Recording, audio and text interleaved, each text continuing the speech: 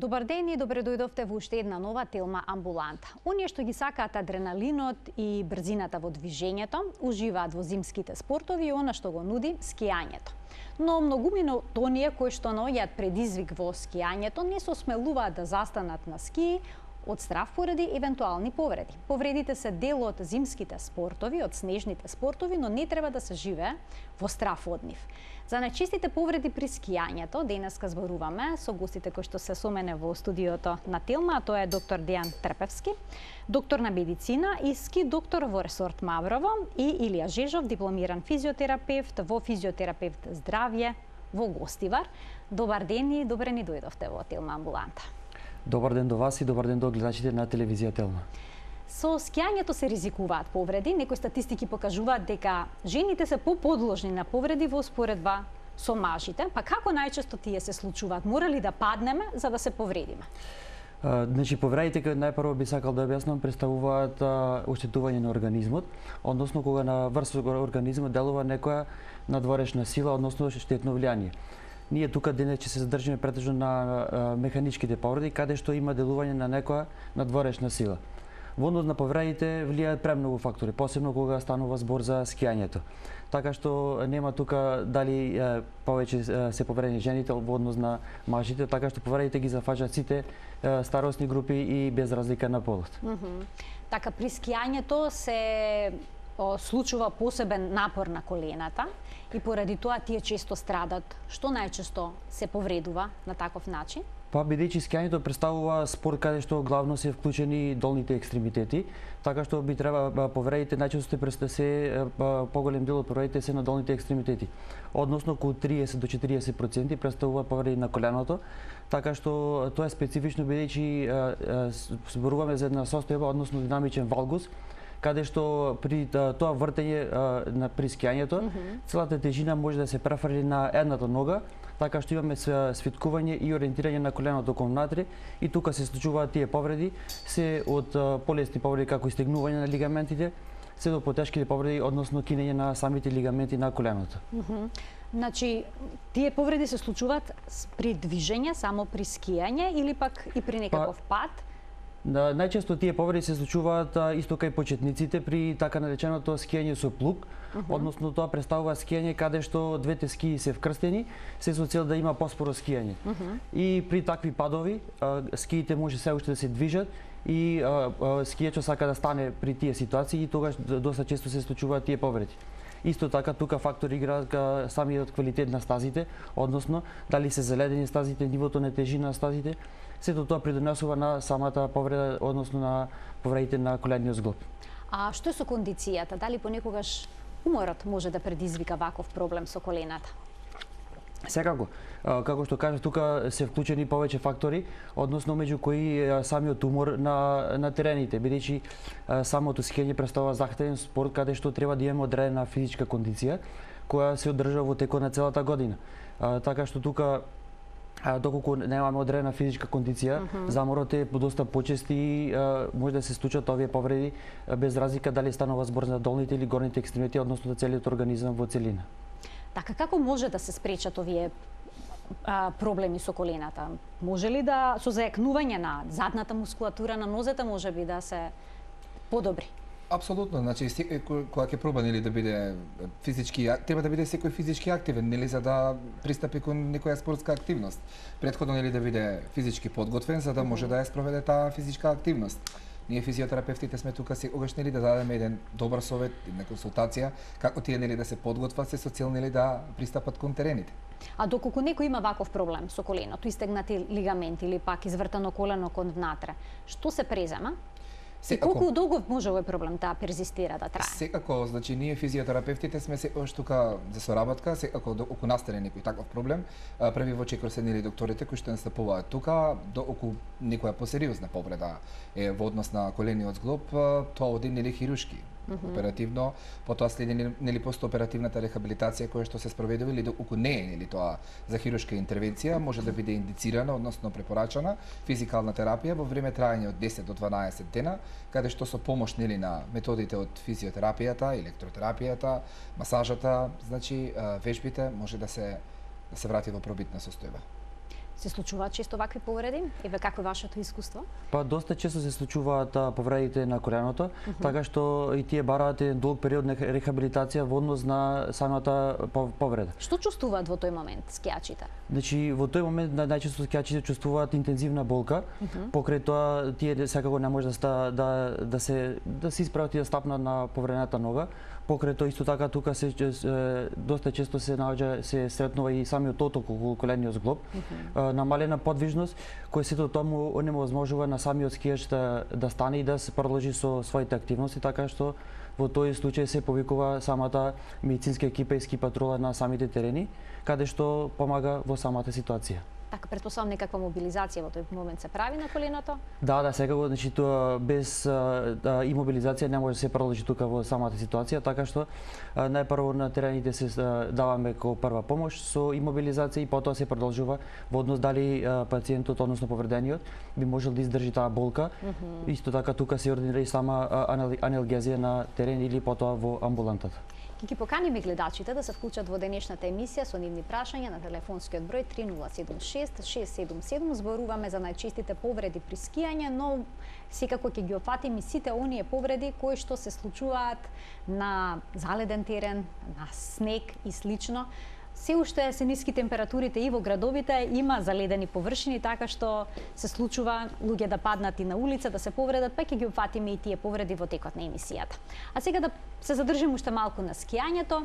Како што споменавте, страдат екстремитетите, особено долниот дел од екстремитетите. Колку често се случуваат кршеници, фрактури на подколеницата? Исто така тие се чести фрактури на подколеницата. Тие најчесто настануваат на оние места каде што има престанок на движењето на скијат, односно нагло кочење.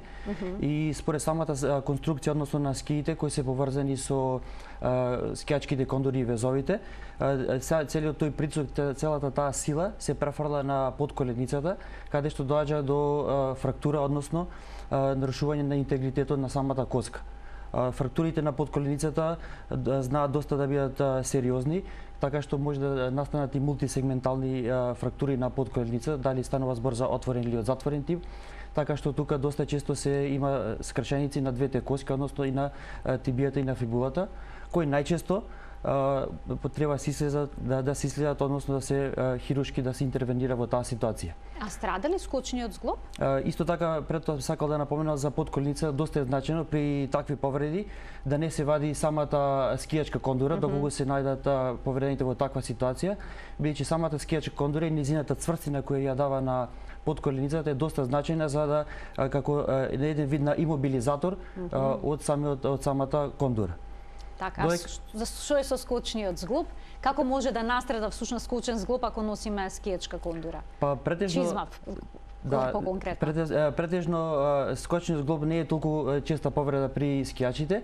Тука значи почесто се сретнува кај бордерите, така што нивите кондури се помеки, затоа може да се сретне кај тие видови на бордери, односно тие повреди. Кај бордерите, значи кај нив почесто. Почесто се случува кај бордерите во однос на скијачите. Така. А што е со оние лица кои што ќе ја испружат раката за време на падот, за да го спречат, односно да ги намалат последиците од ударот? Се јавуваат ли повреди на горниот дел од телото, на шаката, на раката? Значи, сето тоа испуштање на раката представува еден природен заштитен рефлекс на луѓето. Така што без разлика дали станува за пад при скијачките терени или пад на било кое друго место, сите кои сме имаме паднато, имаме таков природен рефлекс да ги испуштиме раците да го намалиме ударот кон самото тело. При таквите падови, односно падовите каде што се ги испуштаме раците напред, доста често имаме повреди на рамениот зглоб кои може да бидат од најразличен карактер.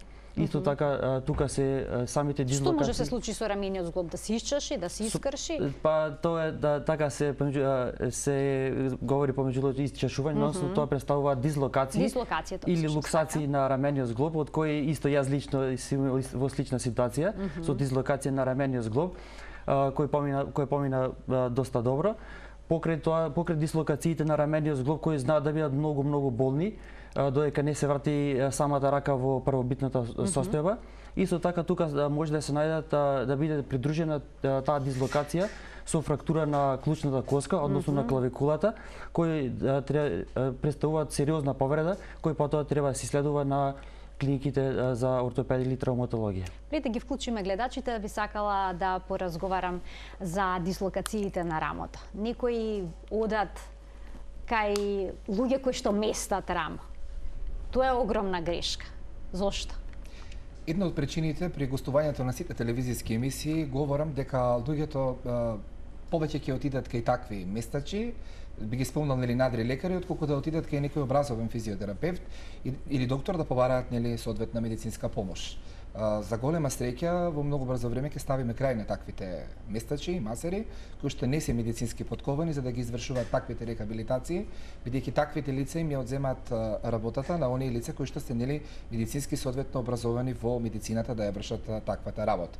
Да, добро спомнавте, Марија, тука треба пациентите да побараат помош од физиотерапевт, бидејќи физиотерапевтот е тој кој што правилно ќе ја спроведи целосната рехабилитација во заздравување нели на траумата од повредата. Рехабилитацијата најчесто се спроведува во фази, можам да кажам, во прва, втора и во трета завршна фаза во зависност нели од повредата на пациентот. Имаме двајца гледачи, да ги вклучиме, да им дадеме предност, да ги слушнеме нивните прашања. Добар ден за првиот од нив. Добар ден. Добар ден, повелете. Имаме на прашање. Повелете секако да го слушнеме. Јас не бев на скијање, од општина Битола се јавувам. Така? Кренам вреќа жито и паднав во моторчето за косење, си ја зедов ногата, раката под мене и се ме боли коленото и раменото зглобо и шаката.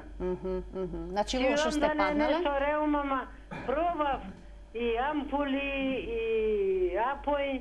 Бевте ли на лекар, ви направија ли некакво снимање?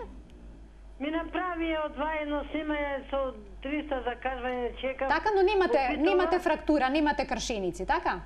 Немам гршеници, зглобо ми бил оштетен, така да сум примила енексија за во коската, во коленото, ама не сум смеела со висок притисок. Добро, во ред ви благодарам за вклучувањето во програма, е малку посложена ситуација, кој би од вас би дал одговор?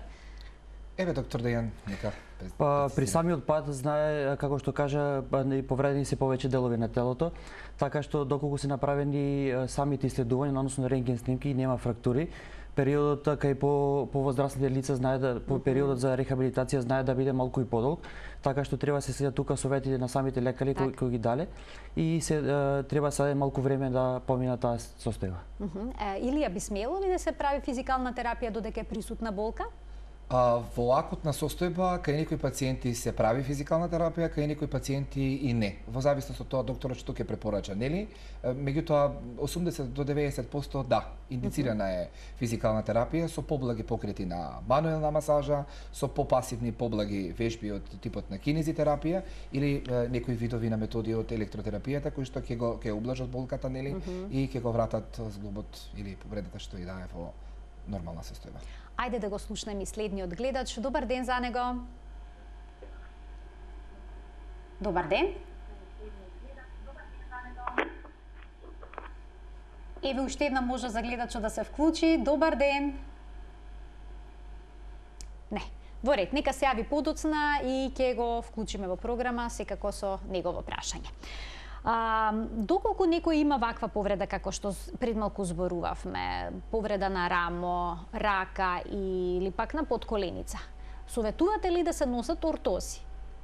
И што се тоа ортози? Ние физиотерапевти ги практикуваме оние дадени препораки од докторите кои што се дадени нели за време на повредата, пациентите да ги носат ортрозите, нели?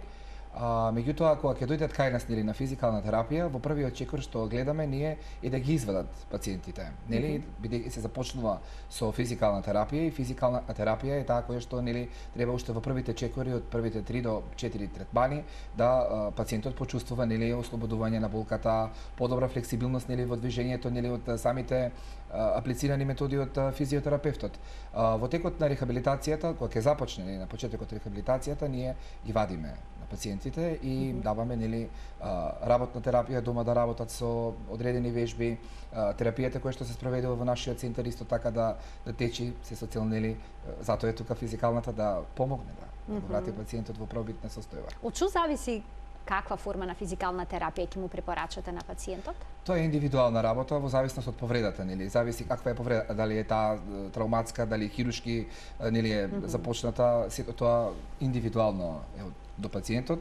Го спроведуваме најчесто базирано на медицинска документација. Најпрво што правиме е вршиме нели увид во медицинска документација за да ја видиме повредата или ако има фрактура, покнатица, контузија, набиеница, што и да е. Тоа го спроведуваме по план и програма и одредуваме каков вид на физикална терапија нели ќе биде потребно пациентот да се ординира.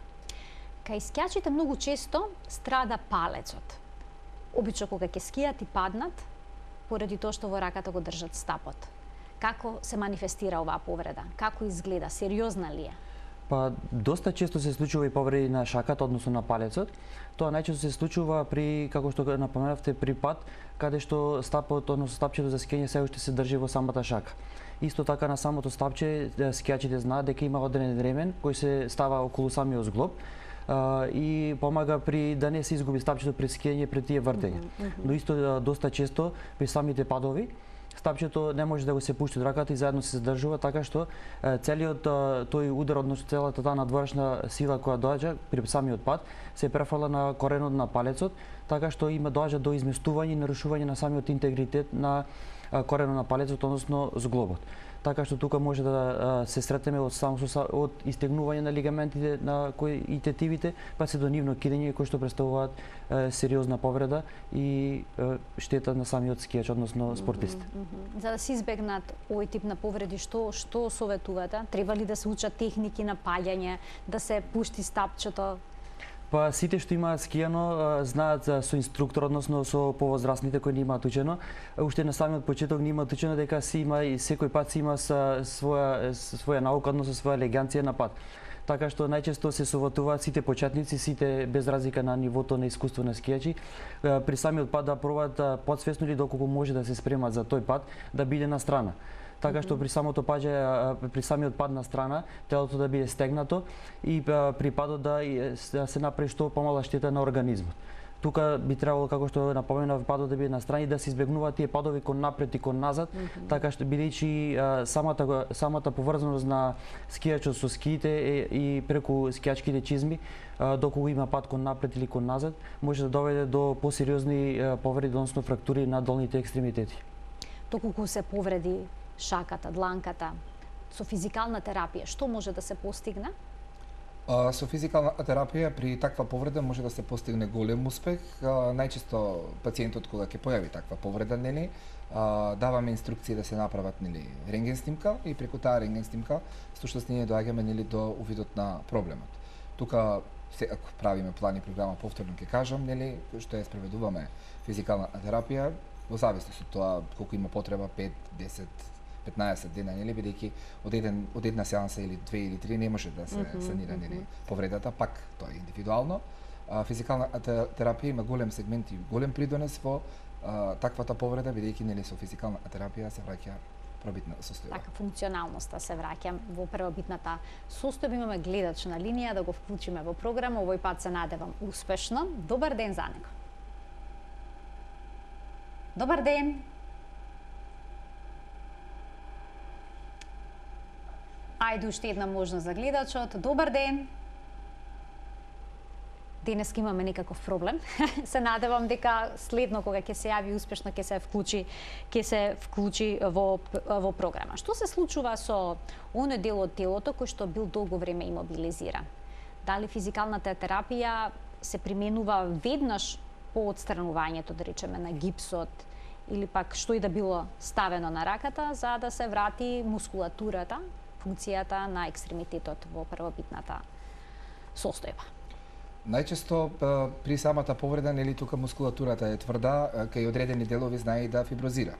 При отстранувањето, нели, на гипсот, на отрозата која што е ставена, тука мора да се работи најпрво со кинезитерапија. Тоа се индивидуални вежби со физиотерапевт кои што се спроведуваат, нели, се со цел да се направи подобра флексија, да се овозможи подобра флексија, подобра екстензија на местото каде што е, нели, фиброзирано. И доколку, нели, има поголем дел на фиброза, да се откине, односно да се отстрани таа фиброза и да се овозможи нормален доток на циркулација, нормална функционалност и враќање на мускулно ткиво во пробитна состојба. Ајде сега уште еднаш да пробаме гледач да вклучиме. Добар ден. Добар ден. Ве слушаме во програма, сте, повелете. Јас си паѓано. 2 пати на колената ми се повредени. Добро. Explica ги, кажа ми така како повредени, така нели, не... Така имате повреда која што не е скршеница, не е фрактура? Немам скршеница, немам. Така немате, но имате повреда и предпоставувам последици од неа, некакви болки? Имам многу. Као одам, не може да одам баш убаво. Добро, претпоставам дека барате некаков совет. Ви благодарам за вклучувањето во програма. Докторе, што советувате оваков случај кога некој паднал на колена, немал скршеница, но потоа и се соочува со последици како постојани болки? Па бидејќи коленниот зглоб представува еден доста сложен зглоб, така што и постојано е во употреба и го користиме. Така што меѓу самите зглоби се наоѓа таа рскавица која без разлика дали имаме некоја фрактура или пад, кај одредена група на луѓе така, со годините. Со годините, така што таа, да кажам, така народски се јаде и доаѓа до тие промени и повреди, односно отежното движење и болка во колената. Сето тоа најдобро треба да се следи до ортопед кој би го дал најдобриот совет за... Така, има најразлични третмани, PRP метода, хиалуронски киселини и слично. Вие како физиотерапевт претпоставам дека работите со пациенти со проблеми со колената кои што веќе имале применето некои од овие современи терапии. Дали даваат добри резултати? Апсолутно, ке се надоврзам, баш добро кажа доктор Трпевски објасни, кај поголем дел од пациентите знаат, нели, и на своја рака да земаат лекарства, знаат и, нели, да го остават проблемот така, да не пристапат, нели, да побараат помош од докторот, физиотерапевт, па така да процедурата после тоа знае, нели, да се влоши во поголема состојба. А секако, ние секогаш сме тука, се произнесуваме со ставови, со консултации со пациентите, нели, даваме совети што да практикуваат, да бидат физички активни, нели, да се спроведува физикална терапија, доколку треба на време да се започне, да не се остава тоа така, бидејќи, нели, со навремено решавање на проблемот имаме успех. Така, што порано значи треба да се почне со физикална терапија? Апсолутно. Ајде уште еден гледач ке вклучиме. Добар ден. Добар ден. Повелете. Сакам едно прашање да упатам до гостите. Имам повреда бималеварна операција на зглоб, на скочен зглоб. Иначе сум скијач рекреативен. Повредата ми е декември месец, почетокот. Операција е направена успешна. Функционира се. Има таму железа страфот се што треба. Па прашањето ми е кога би можел да се врата на ски терените, какво оди рехабилитација, некое препорачано време, некој искуство. Така, само на каде ви беше повредата? Добро слушнавте, јас не можев да слушам. На скочниот зглоб, така? На скочниот кажавте, така? Скочниот зглоб. Има леоварна. Добро, ви благодарам за вклучувањето во денешната телма амбуланта. Колку време по ваква повреда, која што било оперативно третирана, би можел да се врати скијачот на теренот? Значи, најпрво би сакала да напоменам дека доста од повредите се случуваат кога нема целосно заздравување на одредената повреда или кога самите повредени сметаат дека се во целосно здравје и може да се вратат на терените, но тоа не е така. Така што кај конкретниот случај треба кога имаме повреда на скочниот зглоб треба да се помине до барем неколку 6 до 8 недели за да се заврши таа рехабилитација целосна и потоа да има повторна евалуација од стручни лица, така што би го советувал гледачот да барем оваа сезона да помине во полесно скијање или подобро со шетање само на ски падините. Ајде уште еден гледач ке вклучиме. Добар ден. Добар ден. Повелете. Вака, јас сум рекреативен скијач и би сакала да го прашам докторот што треба да понаправам со повредата. Во средината на декември имам пукнат, значи парцијално скинат среден скрстен лигамент. Не живеам овде, таму што живеам не ми направија магнетна резонанса, но бидејќи се вратив во Македонија, повредата и коленото не беше уште во ред, направив магнетно. Ми рекоа овде ортопедите да не правам операција, али сега, например, уште не ми е толку добра ногата, например, при исправање или при клекнување. планирам да почнам со физиотерапија, но дали се препорачува, например, нешто друго или уште да почнам некои начини за оток или да почнам да правам некои вежби или најдобро е да одам повторно на некој ортопед и да почнам со вежбите што препорачувам. Некој подпрашање да немате само? Ворете. Ви благодарам за вклучувањето во програма. Повелете, докторе. При повреди на колениот зглоб беше така. При повреди на колениот зглоб треба да се направи целосни следувања на основа магнетна резонанца и да се утврди дали има кинење на одредените на лигаментите.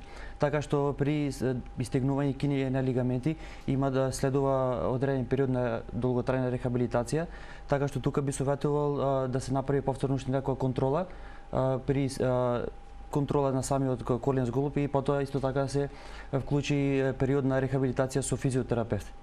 Каде што тука колегата може колегата ваш може да посочи што би можело да се направи во една ваква ситуација. Така, колениот зглоб е еден од поспецифичните рехабилитации, кај колениот зглоб обично кога ќе ја започнеме рехабилитацијата, се задржуваме најмногу. Може тоа да трае 21 ден, а може да фатиме и повеќе од 21 ден, сепак нели доколку има потреба со мислење од физиотерапевт, рехабилитацијата се продолжува.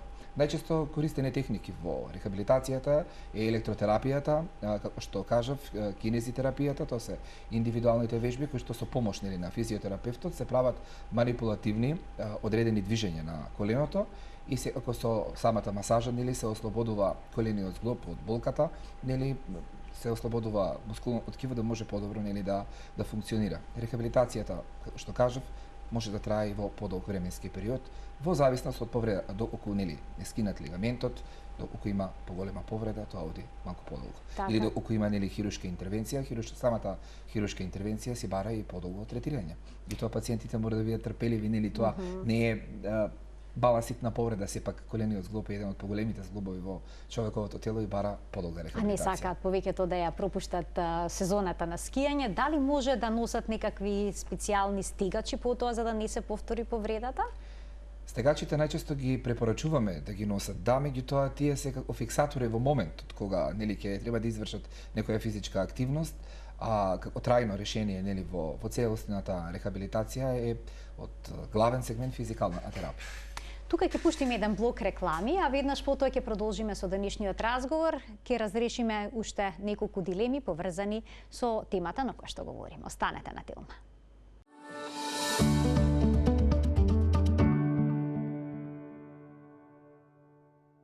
За повреди при скијањето денеска зборуваме со доктор Дејан Трпевски, доктор на медицина, ски доктор во ресорт Маврово и Илија Жежов, дипломиран физиотерапевт во физиотерапевт здравје Гостивар. Имаме повторно гледачна линија. Пред да продолжам со мојот денешен концепт, ќе му дадам предност на гледачот. Добар ден. Ало, добар ден. Повелете. Јас се јавам тука од Скопје. Така? Сега се вклучив прескане една од докторите од КАИС, што сепа имав операција на скочен зглоб. Добро.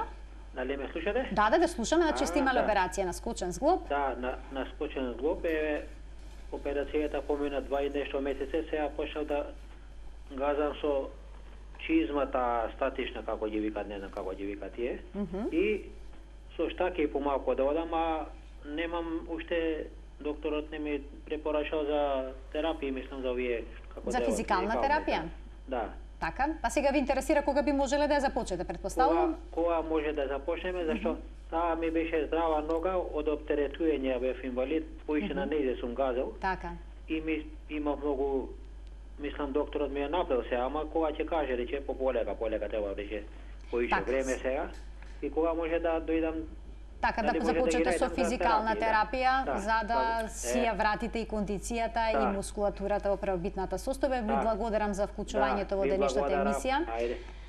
Кога препорачувате да се почне со физикална терапија после операција на скочен зглоб? Тука, Марија, ќе се надоврзам на гледачот и ќе кажам кај многу колеги доктори, за жал не им препорачуваат да започнат навреме со физикална терапија на пациентите, па поради таквите причини доаѓа нели после тоа до посериозни проблеми кај пациентите. Многу е важно после повредата рехабилитација да почне многу побрзо. Што побрзо, то подобро, бидејќи нели со навремена рана физикална терапија пациентот се враќа во првобитна состојба.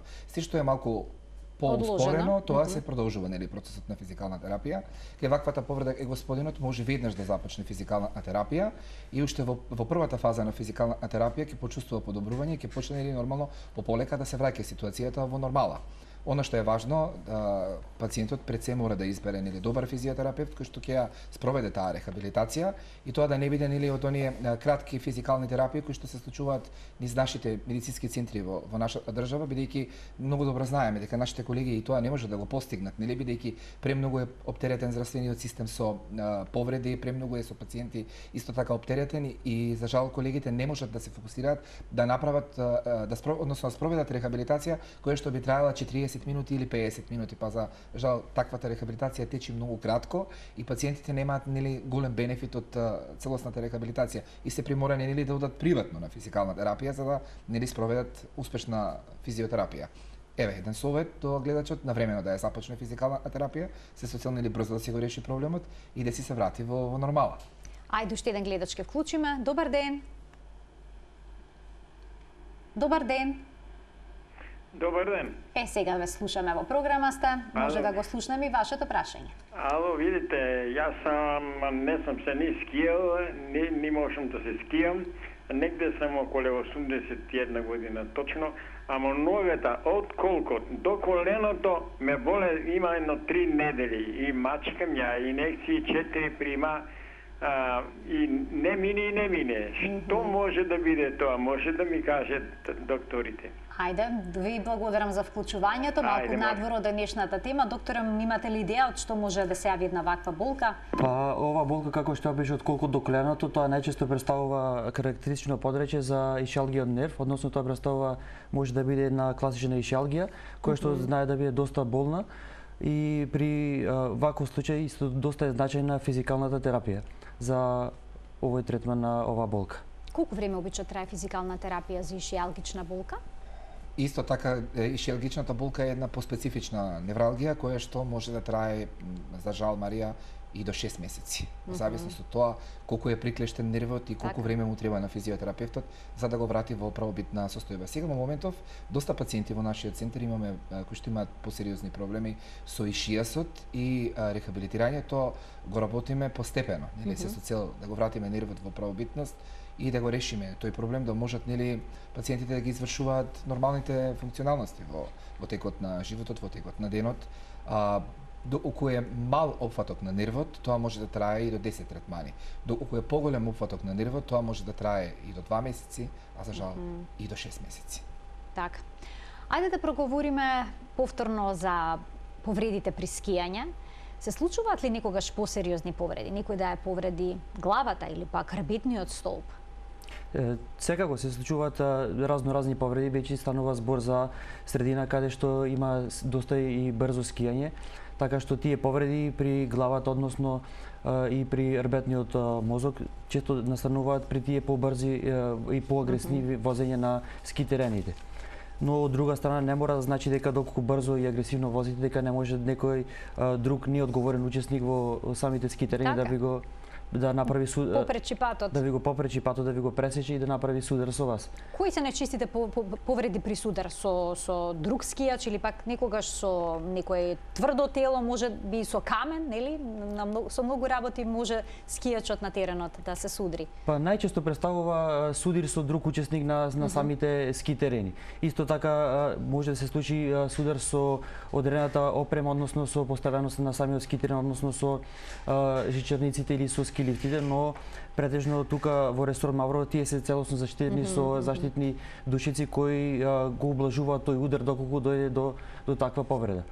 Тие повреди треба се сватат уште самото давање на прва помош, треба да се сватат доста сериозно, бидејќи станува збор за удар на самата глава која што претежно е заштитена. Едно од моите главни совети при сите почетници скијачи да инвестираат во заштитна опрема, односно да представува самата кацига при скијањето. Така. Се случува ли да се јави потрес на мозок при удар или при пад, или пак снегот го неутрализира ударот?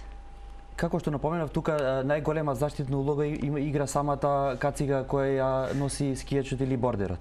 така што при случај на таква повреда треба да се обрне доста сериозно внимание на самиот повреден уште од првата евалуација на самиот повреден. Тука ние евалуираме дали пациентот има одредено гадење и повраќање, дали има губиток на свеста, дали имаме губиток на меморија. Сето тоа се одредува во еден краток интервал кој треба да се донесе заклучок за што конкретно станува збор за самата повреда. Чисто се соочувате со повреди на терените? Па се соочуваме претежно со фрактури и стегнатини на мускулите, но исто така се случува и вакви повреди, односно повреди на мозокот и на арбетниот мозок. И што преземате во тие моменти?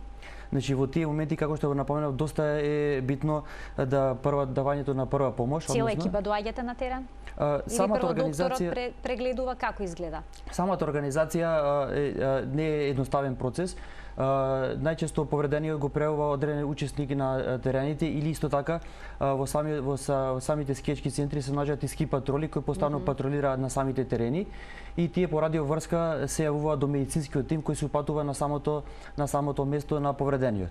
Додека медицинската екипа дава прва помош на самиот повреден, ски патролата е доста битно да го обезбеди самиот терен, односно да имаме сигурност за работа и давање на прва помош. Додека самата ски патрола го обезбедува теренот, бидејќи на теренот се наоѓаат исто така други учесници кои нема да забележат дека тука станува збор за повреден и давање на прва помош.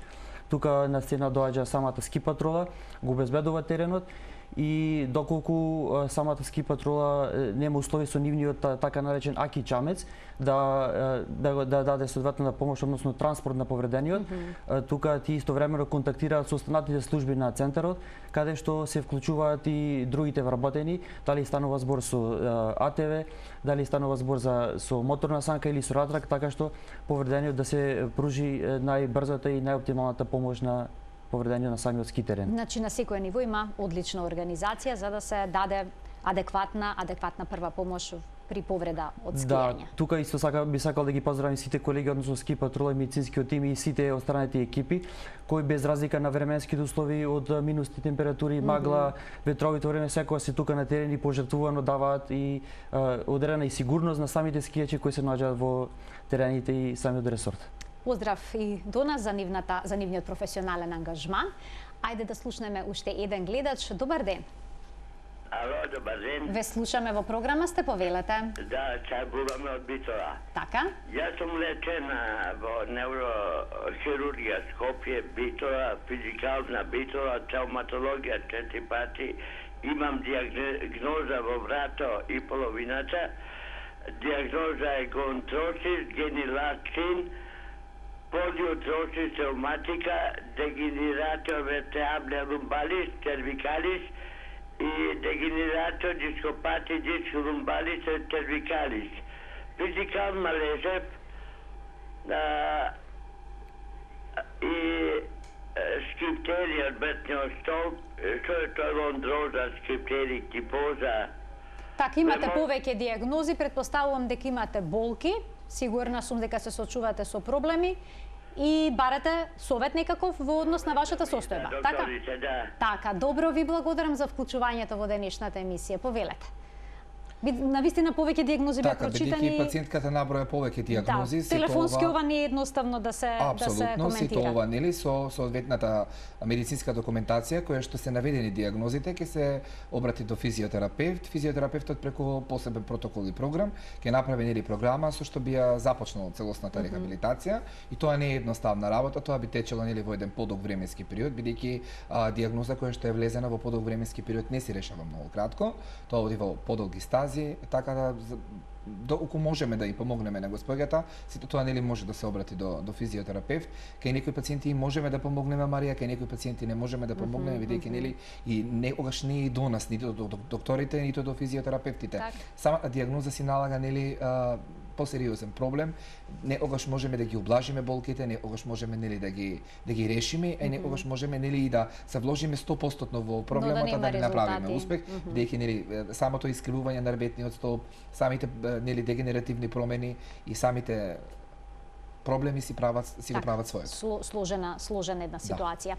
Ајде сега да погледнеме како да се спречат повредите при скијање преку конкретни совети и препораки кои што јас ги издвоив, вие ќе ги скоментирате, можете да додадете нешто или пак ако не се согласувате да ја решите дилемата што треба да се преземе во таква една ситуација. Можеме да го погледнеме првиот факт за денеска кој што вели: потрудете се да бидете во добра форма.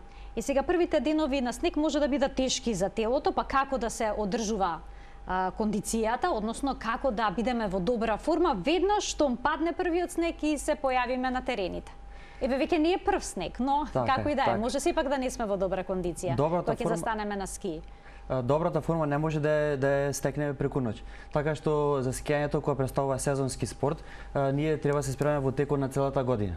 Така што тука би препорачал сите кои сакаат да се впуштат на тие авантури, односно на скијањето, да имаат одредена физичка спремност која се спрема, како што напоменав, во текот на целата година. Тука дали станува збор за одредено трчање, движење, пешачење, возење на велосипед, исто така тука се останати спортови како што се кошарката, фудбалот и теретаната кои најмалку 3 пати неделно во текот на целата година ги практикуваме, ќе ни дадат една солидна основа и темел кои ќе ни дадат супер основа и темел за скијањето кој се представува сезонски спорт. Ајде, ако за да се чувствуваат нели уште по физички спремни нашите гледачи, нашите пациенти, тука сме ние физиотерапевтите со нашите, да кажам, нели златни раце, да направиме некоја масажа која што ќе биде нели од добар континуитет, да се подобри уште повеќе мускулатура, да бидат појаки кога ќе извршат некоја физичка активност. Значи редовна физичка активност во комбинација со масажа е идеалната комбинација за добра кондиција и за добра форма кога сакаме да скиеме. Ајде сега да погледнеме што следно издвоивме како совет за да се спречат повредите при скијање. Вели, загрејте се пред да почнете да скијате. Сега без проблем со ски лифтовите се качуваме до врвот на планината, но сега тоа дали е добро бидејќи скијачите не се доволно загрејани, одморени се кога ќе се качат на врвот, но дали се подготвени да се симнат одгоре до долу? Загрејани ли се? Како се загреат во таква ситуација? Значи, при самото почнување со скијањето, би советувал најпрво да се изберат одредени стази кои се пократки и помалку захтевни за самите скијачи. Така што така ќе се загрее целиот организам и ќе се стават мускулите во таа активна фаза, односно да бидат спремни да одговорат на самите потреби на скијачите. Да бидат подготвени за напорот потоа што ги очекува. Да бидат подготвени за напорот кој што го бараат по стрмите, односно по тешките стази и исто така по долгите стази. Така што секоја пауза која ќе се одлучи да ја земе скијачот, дали тоа представува движењето со жичерницата од почетокот до крајот или дали пауза за кафе или чај, секој да делува позитивно во однос на самата кондиција и самата форма на скијањето и на скијачот. Така, добро, ајде сега да погледнеме што е следно. Вели, користете квалитетна опрема за скијање. Зошто е тоа важно? Квалитетната опрема за скијање е доста важна, бидејќи таа треба да одговара на секој скијач индивидуално. Од почетокот на самите ски и нивната висина, па се до везовите и одредувањето на тежината која тие треба да ја издржат во одредени моменти, дали зборуваме за скијање или припадови. Исто така и самите ски чизми кои си имаат свој флекс, односно своја подвижност и се карактеризира за секој, има разлики за секој пол и во однос на нивната старосна граница и начинот и искуството на скијање. Така што опремата е доста значајна и како што напоменав пред малку, доста значајна и заштитната опрема и сите кои почнуваат со скијање најчесто би ги советувал својата доверба да дадат во ски инструкторите и исто така да се опрема со заштитна опрема, односно со кацига која е доста значајна. Важно ли е да внимаваме чизмите за скијање да се добро прицврстени за ногата? Па секако тие треба да добро прицвртени, но не премногу и не премалку. Треба да се најде тој баланс на скијата, односно на скијачката чизма. Како што напоменав, скијачките чизми си имаат своје приздржување, свој флекс, така што тој треба да се одреди според самото искуство на скијачот и годините, односно полот. А што е со почетниците? Посебна опрема за нив дали е потребна? За почетниците би советувал својата доверба да ја дадат во ски инструкторите. Тие имаат долгогодишно искуство и тие најдобро ќе им кажат ќе ги послушат како да се спремат, односно да ги научат основите на скијањето. И почетниците заедно со ски инструкторите ќе уживаат на самите ски терени. Ајде сега ќе погледнеме уште еден телоп кој што се однесува на безбедноста при скијањето, кој што гласи: бидете свесни за безбедноста. Голем број од скијачите што се спуштаат со различна брзина во комбинација со лоша стаза може да предизвикаат судар, веќе тоа го зборувавме во емисијата, па сега како да се да проценат на кој дел од стазата да возат побрзо или побавно? Како се постигнува тоа? Еве, ја не сум скијач, мене ми ова сосема нејасно.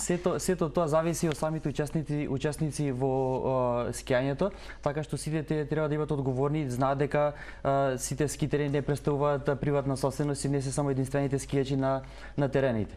Така што треба да скијат доста одговорно и треба да се оцени самиот квалитет и услови на терен, односно стазата, самата видливост и останатите фактори кои се наоѓаат на ски терените. Така што тука би советувал сите учесници да ги следат правилата на ски терените и да бидат совесни и одговорни, така што не сите имаат исто ниво, исти начин на искуство и скијање на самите ски терени. Треба ли да се проценат и временските услови, например доколку е студено и немаме соодветна опрема, почува телото да се тресе, мускулите да се грчат, можеме ли тогаш нормално да скијаме? Па секако во такви ситуации треба да ги земеме сите фактори кои играат на терен, така што и студот, видливоста, маглата, ветровите играат доста значајна улога и во тие ситуации треба самиот скијач да биде соодветно опремен, односно опремен со заштитна опрема покрај заштитна опрема како при падови кацигите, исто така заштитна опрема при дождови и снегови. Еве уште еден факт за безбедност при скијање кој што мислам дека вашиот колега ќе може да го појасни. Вели колената заштитете ги само ако сте имале повреда. Што значи тоа, дека превентивно не треба да се носат стегачи? Не, далеко тоа дека не треба да се носат стегачи, може да се носат, што кажав нели на почетокот на емисијата, тие се фиксатори кои што помагаат нели коленото да биде пофлексибилно. Меѓутоа, доколку нели пак ќе споменам, сака да скијат нели да се занимаваат со таков спорт, секој треба нели да биде физички подготвен и секако нели почесто да посетува физиотерапевт. Значи спортските масажи се од значителна цел нели кај спортистите, преку масажата нели подобар доток на циркулација, подсврста мускулатура, попуштени мускули. Специфична е спортската масажа, значи. Поспецифична е, да, бидејќи нели спортската масажа навлегува подлабоко во мускулното ткиво, нели го опушта телото таму каде што има нели почести спазми, односно стегање на мускулите.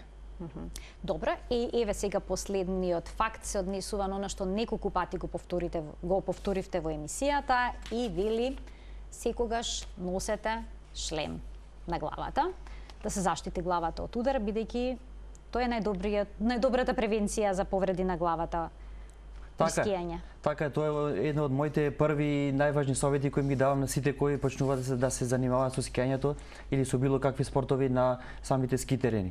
Исто така покрај самите шлемови постојат и одредени бек протектори, односно тие доста често се интегрирани во тие специфични ски ранци кои даваат исто така доста значителна заштита за арбетниот мозок. Така што заштитата на самите скијачи и учесници е на прво место според мене на ски терените. Кој почесто се пријавува, односно дали кај скијачите или оние кои што возат сноуборд има почесто повреди?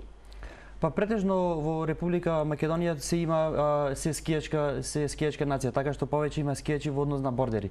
Така што тука повредите почесто ги сретнуваме кај скијачите, но не може да ги исклучиме бордерите бидејќи исто така тие тоа е тренд во моментов. Да, трендот е во раст, односно да сите повеќе сакаат да се префалат на сноубординг. И кај бордерите значајно повредите на горните екстремитети, бидејќи тие при сите падови се заштитуваат со пад на самите раце. Значи предпоставам рамената? Тука спаѓа рамениот појас и како што напоменавме претходно, исто кај нив е зглобот на шаката доста повредено, односно поглавните повреди кај бордерите. Колку често кај физиотерапевт доаѓаат спортисти со вакви повреди? Можам да кажам дека 80% доаѓаат нели спортисти со вакви повреди, бидејќи што кажа доктор Трпевски, најголемите спортски повреди се случуваат на спортските терени. Рехабилитацијата ние ја спроведуваме во зависност нели од тоа каква е повредата, ако е некоја мала повреда, тоа може нели да помине и со една масажа, може да помине нели со една сесија на вежби, меѓутоа ако е нели некоја поголема повреда, ние секојаш тука правиме план и програма, пошто нели би спроведеле успешна рехабилитација, пошто повторно нели спортистот би го вратиле на спортските терени да може нели да ги извршува оние спортски активности. Како е во моментов ситуацијата? Исто пред тоа би сакал да напоменам, доста е значајна физикалната терапија тука кај сите повредени, без разлика дали станува збор за скијач или за други повреди. И тука треба се следи советот на стручните доктори и физиотерапевти и целата терапија, иако повредените се чувствуваат одлично и спремни, треба да иследат целата терапија до крај, која е, пак ќе напоменам, доста значајна за самата рехабилитација. Значи да не ја прекинат терапијата доколку се чувствуваат подобро и да се вратат веднаш на терен. Постои шанса кај спортистите кои што ќе ја почнат рехабилитацијата да ја спроведуваат и ќе видат дека во почетокот може би 3 до 4 сеанси немаат некое подобрување, тие сакаат веднаш тоа да се реши, што не постои таква шанса. Во медицината има едно златно правило: секоја рехабилитација оди во подолг временски период и тоа не може самото ткиво од самата повреда веднаш да даде резултати. Затоа тоа оди во сеанси, затоа се тие планови програми кои што ги спроведува физиотерапевтот, а веќе дадени од доктор, нели, како препорака, зашто докторот е тој кој што индицира физикална терапија, физиотерапевтот нели ја спроведува. Меѓутоа, тие мора да го почитуваат прво советот на докторот и на физиотерапевтот за да има успех. Бидејќи нели не можеме ние да се откажеме на четврта сеанса дека немаме резултат од физикалната и да се откажеме. Кога ќе го истераме целиот процес на физикалната, можеме да имаме резултати. Кај некои пациенти може да даде и во почетокот ефекти, кај некои може да даде кога ќе заврши физикалната терапија ефекти. Значи се тоа е индивидуално во зависност нели од самиот организам на поединецот, односно на пациентот или клиентот, спортистот што и да е. Така, би прашала само уште како е ситуацијата во моментов во Маврово, има скијач, има снег? Ситуацијата моментално во Маврово можам да кажем одлична. Сите стази се во функција, имаме доволно снег, терените се и вработените се тука да одговорат на сите потреби. Исто тука и новото реновирано бачило, така што не мора да се скијач или бордери, така што може да дојдете и да уживате во чистиот воздух и моментално одличните временски услови на Маврово. А се случува ли некогаш некој да се лизне од скијачите или на санка дете да се повреди? Сте имале ли такви искуства? Да, се случуваат разни повреди, не мора да се поврзани само со скијање. Исто така имаме падови при излегување, при мразови, при движењето. Покрај тоа исто тука не напоменавме дека може да има и пад на шеќерот, што се народски кажа, односно што хипогликемијата, прекумерен замор, дехидратација. Зошто се јавува тоа? Кога нема доволно да внесат храна, а ќе вложат голем напор на терените? Доста често се случува при овие повреди и падови се случуваат на крајот на денот. Така што голем дел од скијачите и бордерите се преценуваат, да кажам, на еден начин и сакаат уште еднаш да се пуштат по ски терените каде што на тие крајни часови од денот се случуваат вакви повреди. Така што би ги советувал постојано, значи, да се прават паузи, кратки паузи, исто така да се почне самиот скијачки ден со еден квалитетен оброк каде што ќе внесат доволно протеини и слажени, односно комплексни јаглихидрати и сето тоа да може да одговорат на потребите на скијачите. Вела дека добра банана пред да се биде физички активен, советувате тоа? Да, секако бананата представува еден одличен извор на јаглихидрати и шеќери, така што би требало секој скијач, односно спортист, да има со себе на терените. Да носат и некој чоколадце во случај да падне шеќерот? Секако, значи бананата, односно чоколадцата, кафето, исто така чајчињата и паузите кои на бачилата може да влијат позитивно на самото скијање и уживањето на планината. Јас ви благодарам за вашето денешно гостување, навистина еден интересен разговор. Досега не сме разговарале за овој тип на повреди, а се многу чести во овој период од годината кога скијањето е актуелно, кога на планините има снег, бидејќи овој спорт е премногу атрактивен кај сите, не само кај младите. Благодариме за поканата и се надеваме дека повторно ќе бидеме присутни во Телма амбуланта со некоја нова тема која што нели нашите гледачи ќе бидат заинтересирани да се јават, да постават прашања и нели да следат интересни случувања од медицината. Така, почитувани, слушнавте низ за совети кои што се врзани со безбедно скијање, се надевам дека ќе ги применувате. Ви благодарам на вашето внимание. Уште едно потсетување, денеска во студиото беа доктор Дејан Трпевски, доктор на медицина, доктор во ресорт Маврово и Илија Жежов, дипломиран физиотерапевт во физиотерапевт здравје во Гостивар. Пријатно.